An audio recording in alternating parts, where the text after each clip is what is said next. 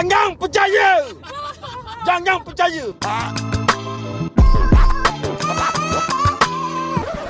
Jadi nasihat pojak semua, fikir.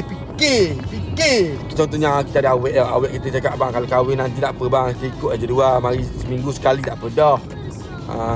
Mari mau sayang ni mesti nombor 2 ni sekali tak apa dah seminggu. Jangan percaya. Jangan percaya. Jangan percaya. Jangan percaya.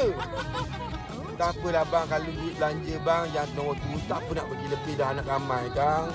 Nombor saya ni nombor 2. Bagi mana mampu je. Jangan percaya. Bohong.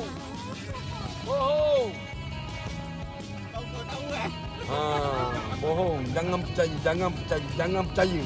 Saya juga isteri kamu. Dia isteri kamu. Saya juga isteri kamu. Saya ada hak atas kamu. Barulah bercakap pasal hak. Sebelum ni kita nak kahwin, kita janji macam-macam. Tak apalah bang, seminggu sekali pun tak apa. Duit belanja tak apalah, mampu-mampunya. Dia kuda mati. Dia tanya kita kenapa bagi anu sampai banyak tu. Dia tak kisah apa sebenarnya. Cuma dia rasa macam dia tidak ada hargai. Duit ni taklah sembang sangat.